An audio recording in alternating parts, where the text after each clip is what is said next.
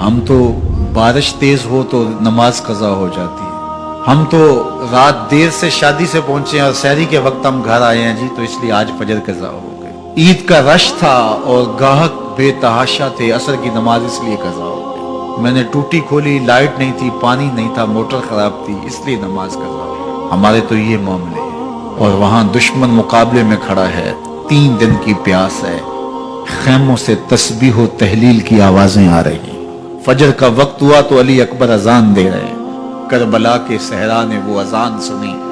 کائنات میں ایسی اذان کسی نے نہیں دی ہوگی جو شہزادہ علی اکبر نے کربلا کے ریگزاروں پہ کھڑے ہو کر دی۔ کربلا کا ذرہ ذرہ آج بھی اس اذان کا گواہ ہے۔ امامت حضرت امام حسین کرواتے ہیں، فجر کی نماز ادا ہوتی ہے ریت کے مسلوں پہ۔ بندے کے ساتھ یہ احساس جڑا ہو کہ میں کسی کا بندہ ہوں اور میرا کوئی معبود ہے، یہ جڑا ہوا احساس انسان کو بندگی کے دائرے سے کبھی باہر نہیں جانے دیتا۔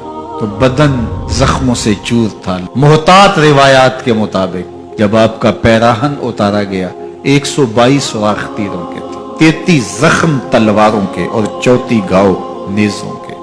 بخار کی تیزی ہو تو نمازیں چھوٹ جاتی ہیں، یہاں اتنے زخم، بہت ساری برچیاں بدن میں ٹوٹ گئی تھی، لخت لخت سے خون بہ رہا تھا، لیکن حسین ابن علی آتے ہی پیشانی سجدے میں رکھ کے کہتے ہیں سبحان ربی الاعلی۔ نماز قضا نہیں ہونے دی۔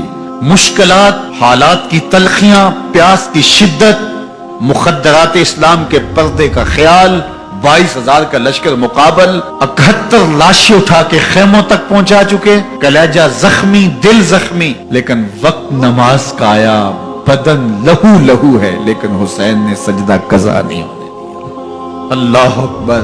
حسین ابن علی کے ماننے والوں، تمہارا سجدہ کیسے قضا ہو جاتا؟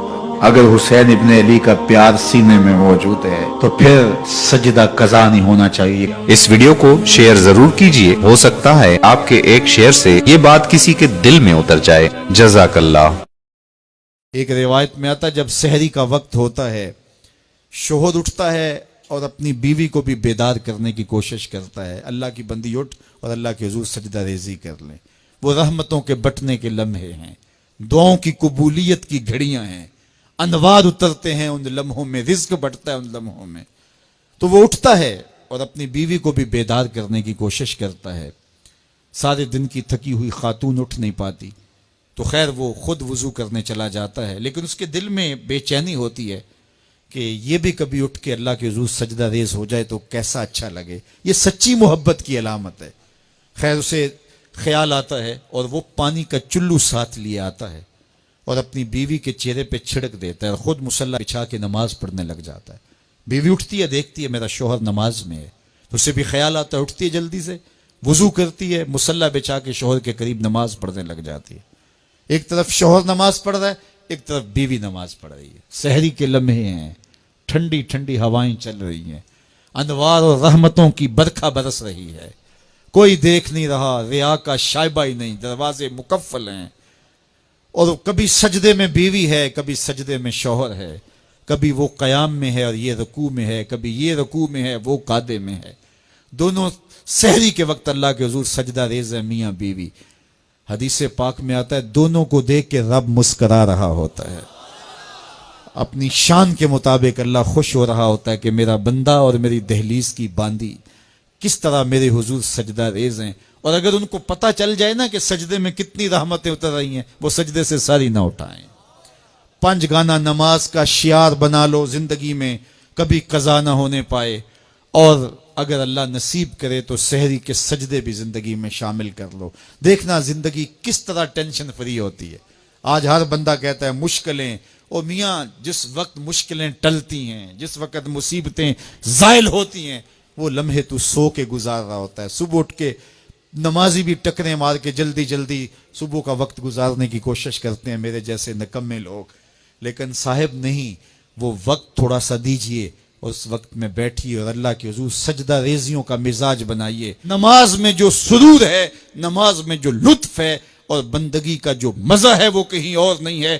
حضرت سیدنا غوث اعظم رضی اللہ تعالیٰ عنہ فرماتے ہیں کہ ولایت میں جو سب سے بڑا مرتبہ ہے جو ولی کو نصیب ہو جاتا ہے، وہ مقام بندگی نصیب ہوتا ہے۔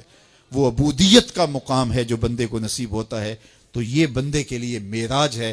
اسی لیے کہا گیا صلاۃ معراج المومنین، نماز مومن کی معراج ہے۔ حضور تو وہاں تک پہنچے جہاں کسی کا تخیل بھی نہیں پہنچ سکتا، لیکن بندہ اس معراج کا حصہ لینا چاہے اور اس کی برکتیں سمیٹنا چاہے تو پیشانی سجدے میں رکھ کر کے اللہ کے حضور بندگی پیش کرے۔ اللہ ہم سب کو اپنے حضور عجز و نیاز کے سجدے نصیب فرمائے۔ فجر کی نماز کے بعد میں ایک دن گزر رہا تھا، ایک گھر کے سامنے کافی لوگ کھڑے تھے۔ میں نے پوچھا کیا ہوا، تو کہنے لگے کہ فوتگی ہو گئی ہے۔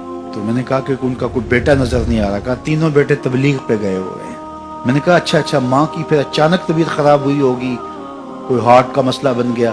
کہا نہیں ماں فالج میں مبتلا تھی۔ میں نے کہا پھر تو بہت زیادتی ہے کہ ماں فالج میں مبتلا اور تینوں بیٹے تبلیغ پہ گئے ہوئے۔ ماں کو ضرورت ہے اور بیٹا جا کے پیر کے دربار پر بیٹھا ہے، غوث اعظم بھی ہیں تو فیض نہیں ملے گا۔ پہلا مرشد ماں ہے۔ میں بارسلونا کے ایئرپورٹ پہ تھا تو وہاں کوئی اپنا ہم زبان مل جائے بیرونی دنیا میں تو بڑا اچھا لگتا ہے، تو مجھے لگا کہ ساتھ والے بینچ پہ کوئی ماں بولی بول رہا ہے، تو وہ انڈین پنجاب کے لوگ تھے۔ کہا کہ یہ ہمارا دوست ہے، اس کو ہم الوداع کرنے آئے۔ تو میں نے پوچھا کتنے عرصے بعد جا رہے ہو؟ تو وہ کہنے لگا 27 سال 3 ماہ بعد۔ تو مجھے دلچسپی پیدا ہوئی، تو میں نے کہا کہ اتنا عرصہ؟ کہا کہ بس وہ آیا تھا اور ایسا الجھا، کاغذات کا مسئلہ بن گیا، تو اب اللہ نے بہتری کیا تو اب جا رہا ہوں۔ جب آیا تھا ان فوان شباب تھا اور اب تو بڑھاپا اتر رہا ہے، اور بڑے حسرت بڑے انداز میں کہنے لگا پتہ نہیں میرے گھر والے اب مجھے پہچانتے بھی ہیں یا کہ نہیں۔ 27 سال 3 ماہ بعد جا رہا ہوں، پتہ نہیں میرے گھر والے اب مجھے پہچانتے بھی ہیں یا نہیں۔ میں نے کہا اور کوئی پہچانے یا نہ پہچانے، ماں قدموں کی آہٹ سے پہچان لے گی، یہ میرے پتر کے پیروں کی آواز لگتی ہے۔ تو والدین کی خدمت کریں گے تو سرخرو ہوں گے، ماں باپ کی بے ادبی کریں گے تو کبھی بھی آپ سرخرو نہیں ہوں گے۔ تو والدین کی رضا کو اللہ کی رضا سمجھو، رضا اللہ فی رضا الوالد و سخط اللہ فی سخط الوالد۔ والدین کی رضا میں اللہ کی رضا چھپی ہے اور والدین کی ناراضگی میں اللہ کی ناراضگی چھپی ہے۔ یہ تمہارے لیے دین ہے، نوافل پڑھے جا رہے ہیں لیکن ماں باپ کو ضرورت ہے تو ان کی خدمت نہیں کر رہے، اللہ کو وہ نوافل قبول نہیں ہے۔ ماں کے قدم دباؤ، باپ کے پاؤں چومو، تو تمہارے نوافلوں سے بہتر تمہیں جب وہ دعا دیں گے اللہ اپنی رحمتیں تمہارے اوپر نازل کر دے گا، تو ان کی خدمت کرو۔ ایک شخص جہاد کا اذن لینے کے لیے حضور کی خدمت میں آیا، حضور میں جہاد پہ جانا چاہتا ہوں، کتنی بڑی بات ہے، 6واں رکن ہے اسلام کا۔ لیکن آقا کریم کیا بولتے ہیں؟ احی والدہ کا، کیا تیرے والدین زندہ ہیں؟ کالا نعم، کہا جی حضور زندہ ہیں۔ کالا ففیہ ما فجاہد، کہا جا ان کی خدمت کر، یہی تیرا جہاد ہے۔ تو خوش نصیب وہ ہیں جو اپنے ماں باپ کی عزت کرتے ہیں، ان کے سامنے اپنے بازو سکیڑ کے رکھتے ہیں، ان کے معاملات میں، طرز زندگی میں، ان کے انداز معاشرت میں خوش رہتے ہیں اور انہیں راحت، آسانی اور ان کے لیے محبتیں بچھاتے ہیں، تو اللہ تعالیٰ ان کے لیے آسانیاں پیدا کرتا ہے، رحمتیں پیدا کرتا ہے۔ اور اگر والدین فوت ہو گئے ہیں، انتقال کر گئے ہیں، تو آپ کہیں کہ یہ باتیں ہم نے پہلے سنی ہوتی تو بڑا فائدہ ہوتا، اب تو والدین اس دنیا سے جا چکے ہیں، تو اب ہم ان کی خدمت کیسے کر سکتے ہیں؟ ان کے لیے دعا کریں، ان کی روح بھی آپ سے راضی ہو جائے۔ ان کے لیے جمعۃ المبارک کے دن سورہ یاسین پڑھے جا کے ان کی قبر پہ، تو ان کی بھی مغفرت ہو جائے گی، آپ کی بھی مغفرت ہو جائے گی۔ یہ والدین کے ساتھ اس نے سلوک کا نتیجہ ہے۔ والدین کی رضا جوئی ہمیشہ ملحوظ رکھو۔ جو خوش نصیب اپنے والدین کو راضی رکھے ہوئے ہیں انہیں مبارک دیتا ہوں، اور اگر بدقسمتی سے میرے سننے والوں، دوستوں میں، پیر بھائیوں میں، ملنے والوں میں کسی کے ماں باپ ناراض ہیں تو وہ دیر نہ کرے، بہت جلد ان کو راضی کر لے۔ ان کی رضا تمہیں دنیا آخرت کی سرخرویاں اور کامیابیاں نصیب کرے گی۔ جو شخص اپنے والدین کے لیے روزانہ مغفرت کی دعا کرے، والدین زندہ ہوں تب بھی، فوت ہو گئے ہوں تب بھی، اس میں کبھی بھی ناغہ نہ کرے، ساری زندگی اس کے رزق میں بے برکتی نہیں آ سکتی۔ دین کی بات پھیلانا صدقہ جاریہ ہے، ثواب کی نیت سے ویڈیو کو شیئر ضرور کیجیے۔ جزاک اللہ۔